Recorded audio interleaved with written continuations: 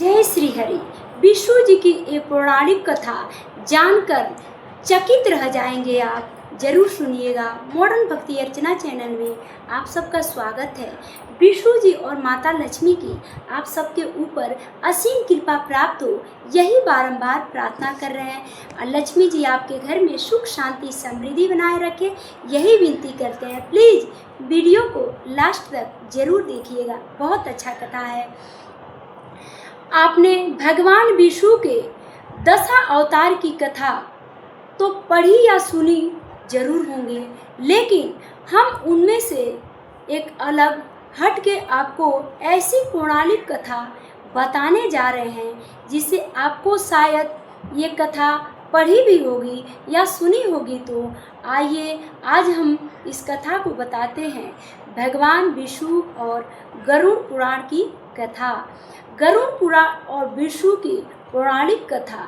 ऋषि कश्यप की कई पत्नियां थीं, जिनमें से दो वनिता और कटु थी। ये दोनों ही बहनें थीं जो एक दूसरे से ईर्ष्या रखती थी, जलन रखती थी। दोनों के पुत्र नहीं थे, तो भी वो एक दूसरे से बहुत जलन करती थी। तो पति कश्यप ने दोनों को पुत्र के लिए एक वरदान दिया। वनिता ने दो बलशाली पुत्रों को पुत्र मांगे, जबकि कटु ने 1000 सर्प पुत्र रूप में मांगे, जो कि अंडे के रूप में जन्म होने वाले थे। सर्प होने के कारण कटु के 1000 बेटे अंडे से उत्पन्न हुए और अपनी माँ के कहे अनुसार काम करने लगे। दोनों बहनों में शर्त लग गई कि जिसके पुत्र बलशाली होंगे, हारने वाले को उसकी दास्ता स्वीकार करनी होगी। इधर सर्प ने 100 जन्म ले लिया, लेकिन वनिता के अंडों से कोई पुत्र नहीं निकला। इस जल्दीबाजी से वनिता ने एक अंडे को पकने से पहले ही फोड़ दिया। अंडे से अर्ध विकसित बच्चा निकला, जिसका ऊपर का शरीर तो इंसानों जैसा था, लेकिन नीचे का शरीर अर्ध पक्यस था। इसका नाम अरुण था। अरुण ने अपनी माँ से कहा कि पिता के कहने के बाद भी आपने धैर्य खो दिया और मेरे शरीर का विस्तार नहीं होने दिया, इसलिए मैं आपको श्राप देता हूँ कि आपको अपना जीवन एक सेवक के तौर पर बिताना होगा। अगर दूसरे अंडे से निकला पुत्र उन्हें इस श्राप से मुक्त ना करवा सका तो वह आजीवन दासी बनकर रहेंगी। एक पुत्र श्राप दे देता है। भय से विंता ने दूसरा अंडा नहीं फोड़ा और पुत्र के श्राप देने के कारण शर्त हार गई और अपनी छोटी बहन की दासी बनकर रहने लगी। बहुत लंबे काल के बाद दूसरा अंडा फूटा और उसमें से विशालकाय गरुड़ निकला। देखिए, सब्र का फल मीठा होता है। जब सब्र की तो उन्हें क्या मिला, जब सब्र नहीं की तब क्या मिला। ऐसे ही इंसान को सब्र जरूर करना चाहिए। सब्र का फल जरूर मीठा होता है। जिसका मुख पक्षी की तरह और बाकी शरीर इंसानों की तरह था, हालांकि उनकी पसलियों से जुड़े उनके विशालकाय पक्ष भी थी।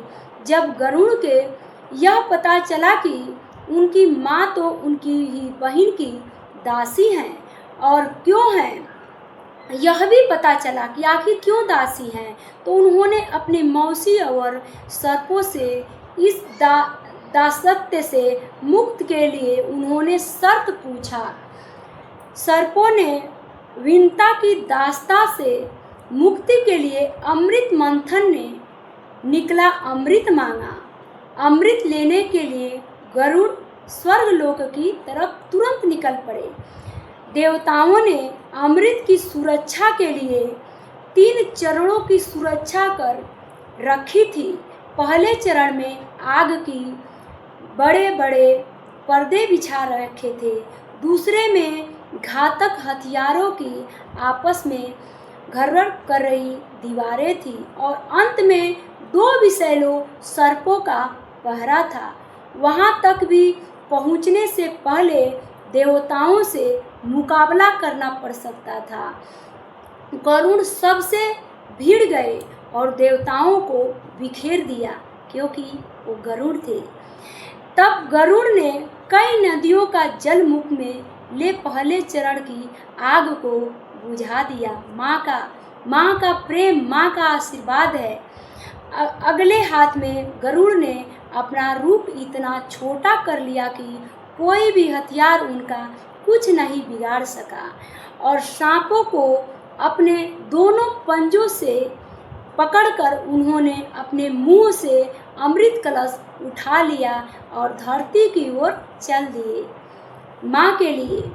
लेकिन तभी रास्ते में भगवान विष्णु प्रकट हो गए और गरुड़ के मुख में अमृत का कलश होते देख गए के बाद भी उसके प्रति मन में लालच न होने से खुश होकर गरुड़ को वरदान दे दिया।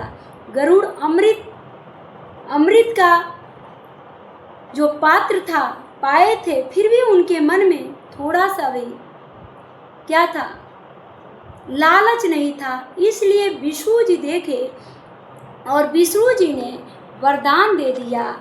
विष्णु जी बोले कि वो आजीवन अमर हो जाएगा।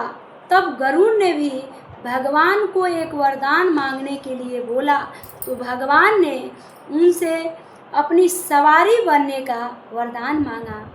जब विष्णु भगवान जी उनको दिए तो वो भी बोले कि प्रभु आप भी कोई वरदान मांगिए। प्रभु हंस पड़े, कहे यही वरदान दे दो कि तुम मेरी सवारी बन जाना, और दे दिया। इंद्र ने भी गरुड़ को वरदान दिया कि वो सांपों को भोजन के रूप में खा जाएगा। इस पर गरुड़ ने भी अमृत सकुशल वापसी का वादा किया। अंत में गरुड़ ने सांपों को अमृत सौंप दिया। गरुड़ ने सांपों को क्या किया, अमृत सौंप दिया और भूमि पर रख कर कहा कि यह रहा अमृत कलश, मैंने यहाँ इसे लाने का अपना वादा पूरा किया। अब यह आपके सुपुर्द हुआ, लेकिन इसे पीने के आप सही स्नान करें तो अच्छा होगा। जब वे सभी सर्प स्नान करने गए तभी वहाँ अचानक से भगवान इंद्र पहुँचे और अमृत कलश को वापस लेके चले गए। लेकिन कुछ बूंदें भूमि पर गिर गई जो घास पर ठहर गई थी। सर्प उन बूंदों पर झपट पड़े, लेकिन उनके हाथ कुछ नहीं लगा। इस तरह गरुड़ की शर्त भी पूरी हो गई और सांपों को अमृत का कलश भी नहीं मिला। तो देखिए, भगवान की भक्ति में इतनी शक्ति होती है। जो भी भगवान से पास निस्वार्थ भाव से जाता है उसे सब मिल जाता है। देखिए, गरुड़ को अपनी माँ भी मिल गई और उनको अमृत कलश भी मिल गया। और भगवान विष्णु का सबसे बड़ा तो बात है, भगवान विष्णु ने वरदान भी दे दिया कि आप मेरी सवारी बन जाइए। तभी से वो गरुड़ जी भगवान विष्णु की सवारी रहते हैं। भगवान विष्णु और गरुड़ जी सबकी रक्षा करें, रक्षा कवच बन के रक्षा करें, यही विनती करते हैं।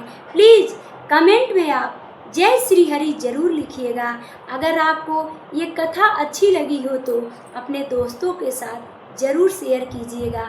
ये आत्मविश्वास बढ़ाने वाला है, भगवान की विश्वास दिलाने वाला है। आप लोग ज़रूर कीजिएगा। जय श्री हरि।